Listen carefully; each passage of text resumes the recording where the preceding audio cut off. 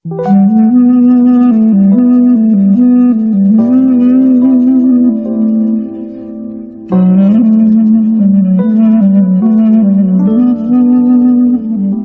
ini malah aneh, carane nentang itu dekne cara dekne waktu maghrib itu nganti kira-kira 6:30 nganti jam 7.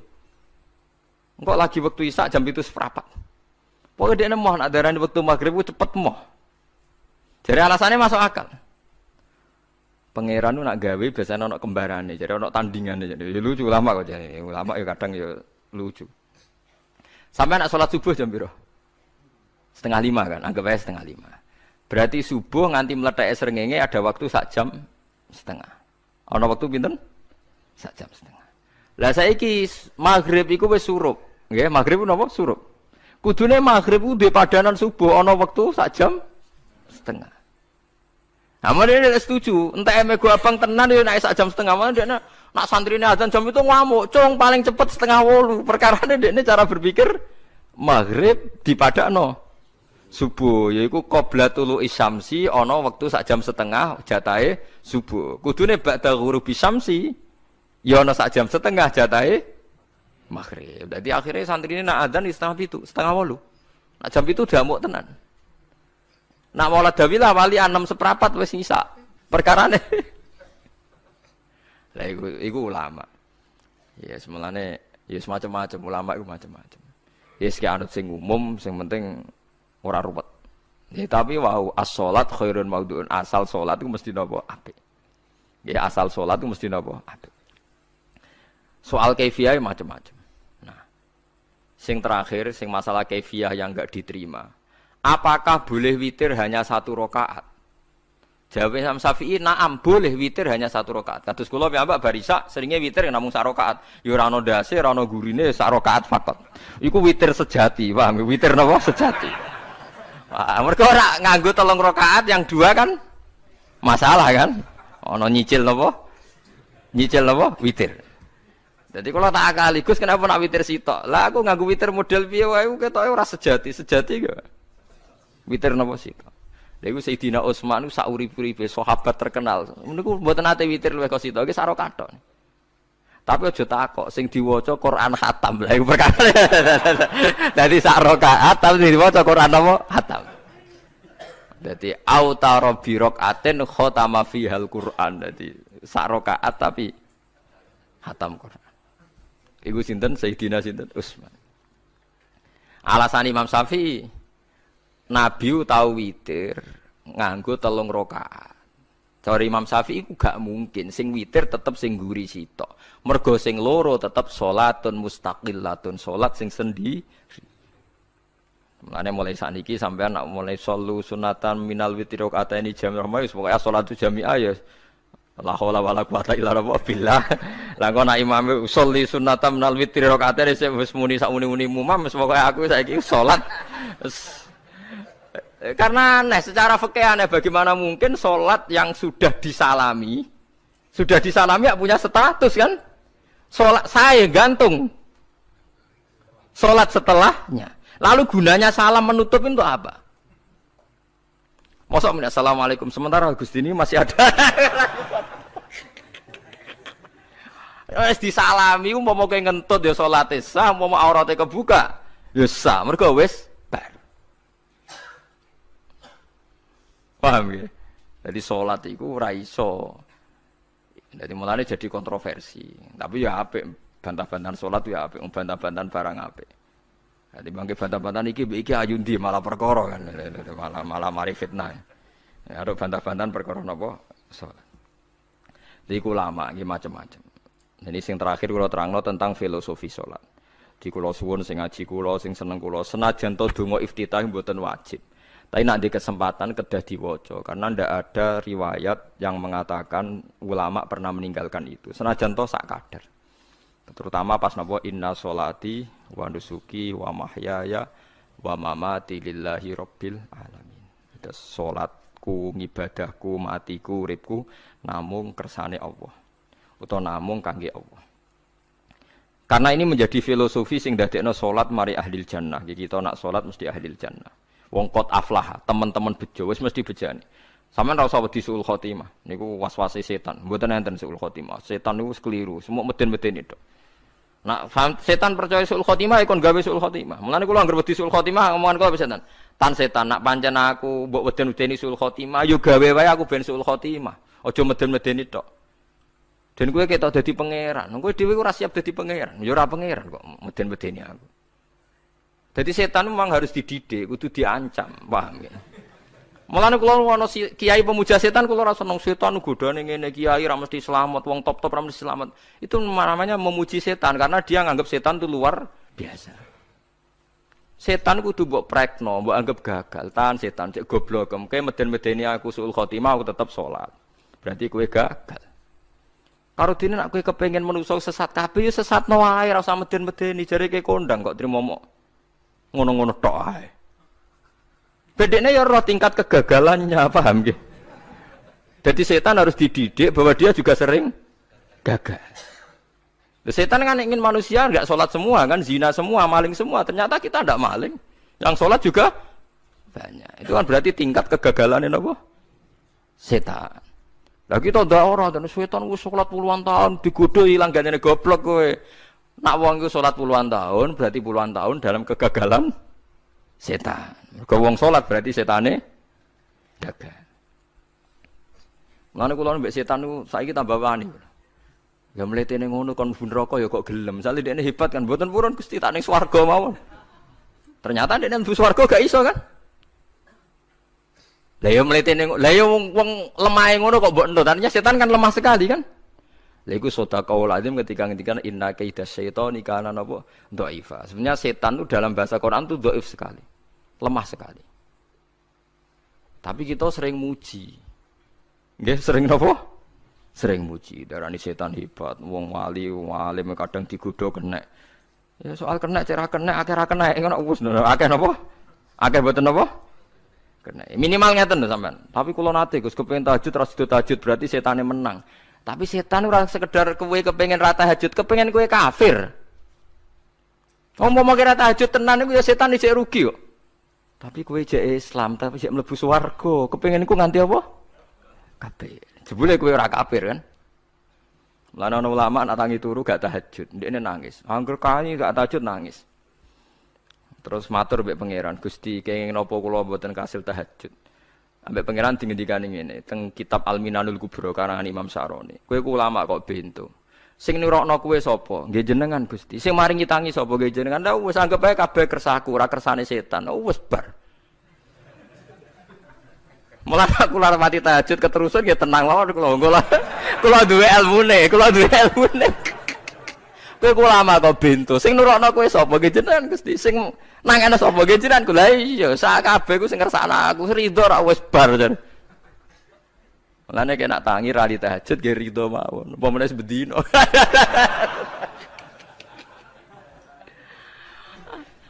Jadi penak berislam tuh enggak apa-apa. Berislam tuh gampang. Ya kowe turu sing kersakno sapa? Nggih jenengan Gusti. Kowe tangi sing kersakno sapa? Lah ya sanggep ae ku kabeh kersaku bar. Paham ya? Terus nak wae tahajud ya tahajud yo kersane pangeran. Ra tahajud ya ra tahajud yo kabeh kersane napa? Pangeran. Penting mboten maksiat mun sae. Penting mboten napa? Maksiat. Mun jenengan ngandel kula. Inna sholati wa nusuki wa mahyaya. Lah ini sing titik tekane teng wa mahyaya. Ngeten misalnya. Urip niku kabeh kersane Allah. Carane mikir ngeten. Tiang-tiang sing jaduk-jaduk dhisik ya mati. Nabi nggih kapundhut, tiang-tiang soleh nggih kapundhut, tiang-tiang dolim nggih kapundhut. Kalau betul mereka ingin menjaga kehidupan, berarti kalau betul mereka kuasa kan tidak kapundhut. Hidup selamanya nyatane do mati. Berarti urip mati namung kersane Allah. Terus misalnya sampean berpikir, lalu somben nak wis dadi lemah carane tangi piye? Lah ini yang penting kula aturaken teng ngaji mriki. Kula sederenge ngaji nu sering akhir-akhire sering salat maca ayat liyahlika man halaka am bayyinati wa yahya man hayya napa am bayyinah. Tugase ulama iku jelasno ayat-ayate pengiran. Sampeyan saiki tak bedheki. Sekarang sampean Anda hidup itu tahu alasannya enggak? Kenapa Anda hidup? Enggak tahu kan? Kenapa kita masih hidup? Enggak tahu. Kenapa Anda wujud? Juga enggak tahu. Kita pernah ndak ada, tahu-tahu ada, juga nggak tahu alasannya kenapa. Yang jelas di luar ikhtiar kita. Setelah kita katanya punya akal ya, saya bilang lagi loh. Setelah kita katanya punya akal terus bilang kita masih hidup karena orang kelindes truk, karena nggak kena penyakit, karena jantung kita normal, paru-paru kita normal. Terus kita bilang hidup. Jadi kita atas nama kebodohan bilang kita hidup karena jantung kita normal, paru-paru kita normal, semuanya normal. Maka kita hidup. Nah ditakoi, lalu kapan kita mati? Setelah jantungnya rusak, paru-parunya rusak, terus kita mati. Tapi orang yang sama kalau ada bilang, berarti yang menjadikan hidup itu jantung dan paru-paru. Lalu berarti zaman kita belum hidup itu jantung dan paru-paru harus ada dulu, karena itu yang bikin hidup. Ya ada juga, dulu ya ada juga. Loh ya kalau jantung dan paru-paru semuanya normal menjadikan kita hidup, berarti jantung dan paru-paru harus wujud dulu-dulu, karena itu yang menciptakan kita hidup. Ya ada juga ya tidak tahu. Paling-paling nanti statusnya paru-paru jantung hanya dipakai alat Tuhan untuk menjadikan ada kehidupan. Yang kita kira ada. Padahal sebetulnya kehidupan ini juga enggak ada karena kita tidak tahu. Sing darani urip ku apa ya ora roh. Kowe roh maknane urip ku apa? Ulama kabeh sing alim-alim darani urip ku apa? Ora mati ngono tok jawabane. Perkarane ora iso jelasno. Mulane ning Arab al hayat didul ma'mat sing darani urip iku ora mati.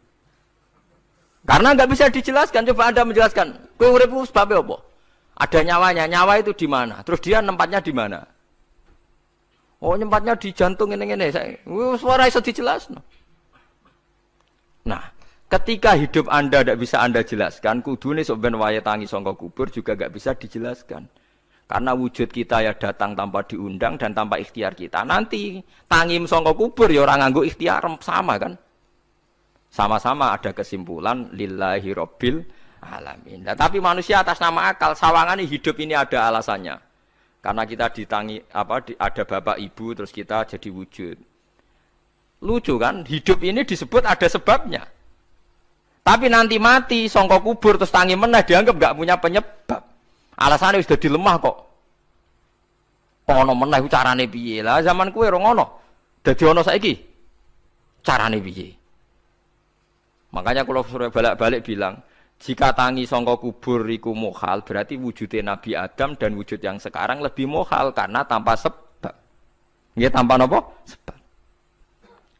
Lho nggih to, aneh Nabi Adam mek sampean saiki no, dadi roh gentayangan dhisik kok apa juk-juk dadi sakmene iki. Do diutang, di kasus, do demenan. Aneh pundi? Aneh wujud yang sekarang karena wujud nanti ning ora-ora mahsyar wujud dari wujud yang sudah ada. Sementara wujud kita yang sekarang dari tidak ada. Lain mulane pangeran didik napa hal ata alal insani khidum minad dahri lam yakun syai'am mazkura. Manusia itu harus ingat bahwa dia pernah tidak ada. Ya, dari tidak ada ini menjadi ada adalah ayat bahwa wujudnya dia tidak ikhtiarnya dia sendiri. Mulane setan dinyak pangeran. Karo dene kok nyembah setan. Ma asyadtuhum khalqas samawati wal ardi wala khalqa anfusihim. Wa ma kuntum muttakhidal mudillina aduda. Setan kok mbok dewak-dewakno piye? Apa setan melok gawe langit bumi? Ora. Apa setan gawe awake dhewe? Ora. Umpama setan gawe awake dhewe mesti dekne milah berpenampilan ganteng, gerduwe ku elek kabeh, wewe ge elek kabeh. Umpama dekne gawe awake dhewe milih dadi napa? Ganteng. Mulane tiyang sing pun wusul nak roh setan mlebu neraka. Wah, berarti setan ra hebat mletene ngono jebule milih nggon neraka. Kudune nak hebat kan milih nggon apa? Swarga. Lho niku mun kersane pangeran nego setan dakok neraka nak wong apik dakok swarga. Lah iya trimo diatur kok botol ngono ae kan. Artinya jika Anda bilang iki wis kersane pangeran setan dakok neraka, berarti setan mau koyok botol, koyok watu sing ditata sing duwe. Berarti setan ndak siapa? Siapa. Sama dengan kita ndak siapa? Siapa. Lam yakun syai'am. Lah nek ora ngerti siapa-siapa terus wusul inna sholati wa nusuki wa mahyaya wa mamati lillahi rabbil alamin. Dadi urip kula mati kula sedanten ikhtiar kula namung kagungane napa jenengan. La syarika lampun mboten enten tiyang sing sinten mawon mboten enten sing ngatur niku. Terus wa bidzalika umirtu wa ana napa minal muslimin dan dengan keyakinan niki kita diperintah. Jadi donga iftitah senajan to mboten wajib, tapi itu filosofi dalam hidup. Kersane jenengan napa nggih delok donya pun bar. Urip ya kersane pangeran, ya mati kersane pangeran. Mula kadang nggih mikir, aku nek mati, bar mati jebule gak kiamat-kiamat tak kesuwen cah ngenteni atusan apa tahun misalnya. Anda tidak usah khawatir begitu. Zaman Nabi Adam nganti bapak amak wis saiki 7.000 tahun. Kok ora protes mbek pangeran? Terlambat Gusti saya menyaksikan dunia karena 7.000 tahun yang lalu. Ya saniki kan pun tahun pinten toh? 7.000 ya. Umure donya saniki pun pinten? SM itu kalau menurut penanggalan agama itu 5.000 tahun. Sebelum Masehi dihitung Nabi Adam itu. Pokoknya dihitung langit bumi ini 5.000 tahun. Lah saniki tahun 2000 sekitar 7.000 tahun. Padahal wonten sing ramal umure donya mau pinten? 7.000 tahun. Jadi enak sing mun diutang-utang mun beres niki mun bar niki mun dianggap bar niki mun muntah ini. Jari ini to. Dieling-eling nggih kula suwun senajan to ilmu niki mun lazim diyakini tiyang Islam. Tapi sampean ulang-ulang. Kados srengenge misale. Kula nek ndelok srengenge niku eling. Berarti urip ning swarga selawase-lawas iku mungkin.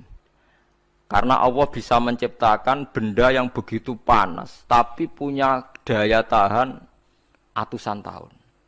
Pemenang nak cara discovery ya nak ngitung malah jutaan tahun yang lalu malah bawa hitungan konti wae jare dinosaurus 400 juta tahun.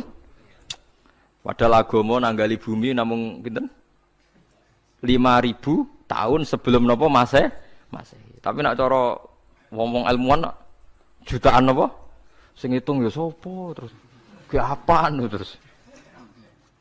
Ndak begini saja kalau sampean melihat matahari misalnya. Matahari itu kan banyak panas sekali. Ternyata Allah bisa mengelola matahari seawet itu. Ribuan tahun. Apalagi ngelola kita. Kita ini untuk abadi lebih gampang. Karena bahannya ndak panas, nggak gampang rusak. Terus gampang direproduksi, maksudnya gampang digantikan, maksudnya kan di masalah kan kena. Kayak rohin udah anak keriting akeh kok putune kan gampang. Lho nggih kula mikir mawon gampang ngeten. Misalnya buaya nggih sing masyhur dianggap hewan purba yang terlama. Manusa ilang wis ketok angel. Misale koyo boyo mati ana anake meneh, anake ana anene. Nabi Adam kan ngoten. Wong sitok di ketahanan sampai saiki. Gonta-ganti wong. Artinya berarti ada gen Adam yang abadi sampai sekarang kan karena setiap manusia sekarang berarti ada gennya Adam. Artinya Allah memberi contoh betapa Allah bisa ngatur supaya fisik manusia gen ini abadi. Buktinya Adam nganti saiki kan masih kan? Lho nggih to, pasti di antara jasad kita kan ada unsur Adam. Lah ya Allah gawe sura, apa meneh kowe sampeyan ning swarga ning neraka, Allah tetap punya cara untuk bikin abadi. Mbok piye carane? Tapi melihat Nabi Adam nganti tok sampeyan kan ana bukti Allah duwe cara ngabadekno unsur Adam. Karena tidak mungkin kan dalam diri kita sekarang nggak ada unsur sinten?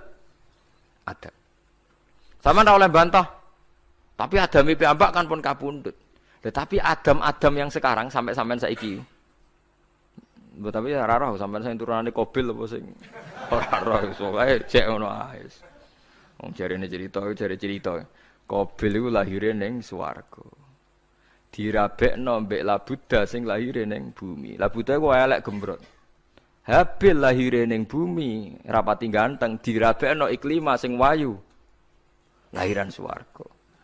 Akhire Qabil gak trimo, wong aku cah ganteng kok dientukno celek.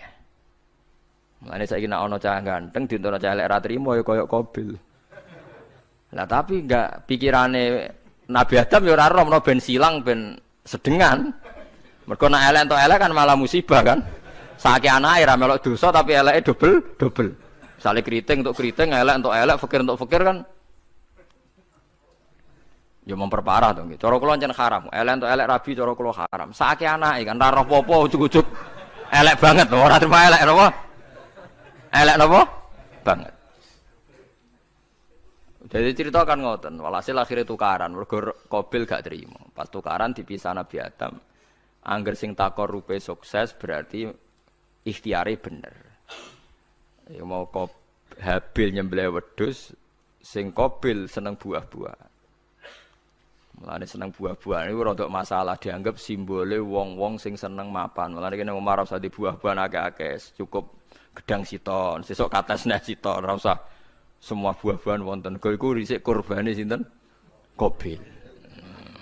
Tapi sing melarat teman-teman yo keliru. Dhisik Habil saleh iku omahe cek penuh daging, paham ya? Perkarane korbane cek wedhus.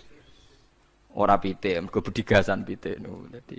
Jadi ada sebuah toriko sing ngaramno anak buahe mangan pitik. Perkarane wong ku kelakuane kaya sing dipangan. Ya repot ta ngoten niku. Repot. Ya repot lah ngono terus ya repot. Berarti nek sering mangan welut tak bulet. Ngono ya berlebihan. Toriko niku napa? Berlebihan wis biasa mawon. Kula nggih mboten fanatik iki biasa. Tapi kalian kula ora seneng mangan. Jadi kan unsur hewani saya kan ndak banyak. Kula rapati seneng napa mangan. Walhasil akhirnya Qabil korbannya enggak diterima. Habil diterima. Terus semenjak itu juga akhirnya walhasil Qabil mateni Habil. Jadi makanya konflik wedoan, konflik tertua. Mental membunuh ya mental tertua. Pertama peradaban manusia itu dibangun rebutan wong wedok dan saling membunuh. Nek ana tukaran kira usah gawa, iku tradisi terlama. Nggih, tradisi terlama manusia. Mesir kok bentrok padha Islame. Irak, Syria kok bentrok iku tradisi terlama. Demi wedokan direwangi tukaran, tradisi terlama. Biasa. Dadi iki biasa mawon urip napa? Biasa. Kabeh kejadian ngene iki wau inna sholati wa nusuki wa mahyaya wa mamati lillahi rabbil alamin. Macam-macam ya nek tiyang tasawuf ngartekno kabeh iku kersane Allah. Nek tiyang fikih ngartekno semua ibadah kita diikhlasno ora golek imbalan namung kabeh dipersembahkan kangge Allah. Cuma teori fikih ini ada kelemahannya, kesannya Allah itu butuh kita kasih. Padahal kita bisa sholat yang nganggo hidayate pangeran, iso zakat yang nganggo donyane pangeran. Kok kowe ngrasa zakat itu donyane sapa? Ane sing bener nggih teori tasawuf, kita iso sedekah kaya kersane pangeran. Sing kita sedekahno nggih donyane pangeran. Berarti lillahi. Nah, jadi lillahi ta'ala artinya nak cara tasawuf itu bahwa semua kebaikan kita ini karena Allah, karena hidayat Allah. Nah, cara fikih mboten kesannya kita yang berbuat lalu kita ikhlaskan Allah. Tapi pertanyaannya kan kita bisa berbuat itu pakai fasilitas apa? Hidayahnya Allah juga kan? Nah, makanya ilmu tertinggi dianggap tasawuf karena tasawuf ini yang benar-benar lillahi rabbil alamin. Tapi fikih juga baik karena wong kan seneng GR to nak muni aku alhamdulillah bar zakat. Muni aku alhamdulillah bar zakat itu kan ya ora jelas. Muni aku ngrasa dekne pelakune, muni alhamdulillah kersane Allah iku ya bahasa paling gak jelas. Tapi ya apik muni ngono, aku alhamdulillah bar salat. Ya pamer nak aku bar salat, tapi ya ngakoni nak kabeh kersane Allah. Lah nak kersane Allah sing dipamer apane ngene ya ora jelas ya. Ya tapi itu apik lah. Muni apa? Aku alhamdulillah bar salat. Ya bahasa gak jelas, ya gak jelas juga bahasa itu tapi ben ngono. Paham geleng-geleng itu terus salat niku. Ini yang keempat kalau ceritani hikayatu sholatil khosyiin. Saya baca di beberapa kitab Sayyidina Umar niku dipanah. Panah niku rak wonten mata pancing. Jadi nak melebu niku ditarik sakit, nggih. Nak ditarik napa? Sakit, sakit sekali. Ditarik dokter paling canggih pun sakit. Akhirnya Sayyidina Umar kondo, engkau tarik pas aku sholat. Aku nak sholat iku lali. Tenan pas beliau sholat ditarik uga ubah blas. Ditakok iku jenengan ora krasa blas ora. Mosok aku ning ngarepe pangeran, eling pangeran krasa lara kan dadi aneh. Tapi alhamdulillah kowe krasa, sing aneh ya kowe wong sowan pangeran kok roh ana wong liwat ya roh. Jadi Sayyidina Umar, dadi khusuke Sayyidina Umar nganti dipanah, ditarik wak kangelan. Lara. Pesen ning kok aku tarik pas sholat. Mulane ora ana sahabat mati kecuali pas sholat. Mergo pembunuhe roh paling lengah iku pas sholat. Umar dipateni pas aku yakin wong nakal mateni rugen pas sholat ra iso yakin aku yakin. Plengane ngono piye. Semasa sholat tetep siaga aja. Iku sirine kena apa Umar dipateni pas sholat. Kau musuhnya ku ngerti, sahabat tu paling lali nak pas sholat. Sayyidina Ali kabudutnya ke pas sholat. Dan alhamdulillah cerita itu enggak ada sekarang karena yang sholat luwih canggih, luwih napa? Canggih. Wah, tetap konangan. Salatnya pelengan dis. Konsentrasi penuh menjaga diri sendiri. Dadi kayak pangeran. Jadi justru itu nunjukno hebatnya Sayyidina Umar. Wes ngerti dalam bahaya tetap sholat. Nah, sekali sholat dia eling pangeran tenanan. Mboten roh blas. Sayyidina Utsman nggih pas deres Quran. Wae rata-rata ulama dulu begitu. Nah niku masyhur Sayyid Ali Zainal Abidin itu pas dia sholat blandar ceblok sampai bajunya sobek, omah kobong dekne ra roh. Ditulung siapa saja enggak tahu ya dia karena asik mbek pangeran. Mosok jarene mosok aku pas madhep pangeran eling liyane. Nah, tapi kita ora iso kan bayangno salat-salat ke kelas ngoten niku. Nah, Kanjeng Nabi Muhammad soft paling guri niku yasma'u azizu sotri ka azizil mirjal. Nabi nak salat niku sing guri niku ngerti dentuman dadane Nabi sang wedine ning pangeran kados banyu sing umum. Ka'annahu husya alaih sampai Nabi meh pingsan saking wedine pangeran.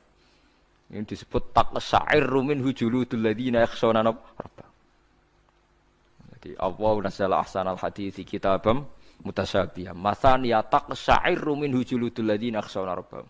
Makanya potensinya orang-orang soleh itu jarang sholat sunat karena sholat fardu saja butuh energi yang luar biasa. Meh kudu kesemper. Nah, alhamdulillah kita kan sholat biasa saja.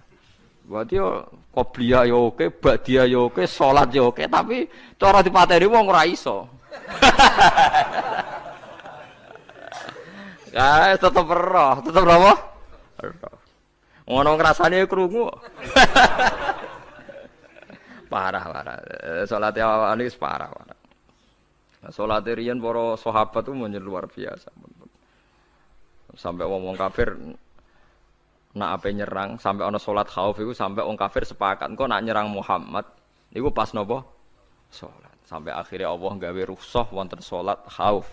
Salat di mana separuh saf njaga musuh. Mergo Nabi nek salat tu lali. Sahabat nek salat di lali. Akhirnya gini ku. Dalam sistem keamanan jadi kelemahan sahabat gini. Akhirnya Umar sholat di depan umum. Lalu di depan umum. Kok iso lali kabeh? Mestinya nak Umar lali kan makmum Ruhin Mustafa eling mboten iki sing saf awal dua niku lali kabeh. Lho nggih imam kok ngarep. Niku Abu Lulu Al-Majusi ku iso liwat yo nganti tok Umar yo selamat. Mungkin sholat kabeh. Nak saiki ra iso, aku yakin ra iso. Wah kena saf guri siji to sih. Nyak masjid sapa jebota sih salat omong ya tenang sih. Lha iku wis anggepe barokah pangeran alhamdulillah. Dadi Umar iku teng ngarep, paham nggih? Abu Lulu maju. Aman mergo sing salat ra sadar ku kabeh ora kok Umar tok. Lho umpama Umar ngoten liyane mboten nak kecekel teng guri to. Hebat. Sidina Ali malah lucu meneh mun delingno ada ya mulai dulu ya ada intelijen namanya jassas dan itu saya tiru dawuh Sidina Ali jassas itu ya cara niki mata-mata ya Amirul Mukminin orang Khawarij itu berambisi betul membunuh Anda mbok ndak usah salat jamaah di masjid kita ini menjaga Anda di rumah. Sidina Ali jawab hisni ajali. Jadi masyhur Sidina Ali ngendikan yang menjaga saya itu ajal saya bukan pengawal presiden. Kalau saya mati sekarang, penjaga enggak ada artinya. Begitu juga aku nak ora wayahe mati. Iku mbok wong niat mateni aku ya ora iso. Sepintas ngendikannya ini hanya klis, tapi nak mbok angen-angen bener. Sampeyan delok saiki, misale Pak Harto itu prajurit perang mulai dulu, matine ya ning omah. Kok ora pas ketembak musuhe, padahal sak urip-uripe perang.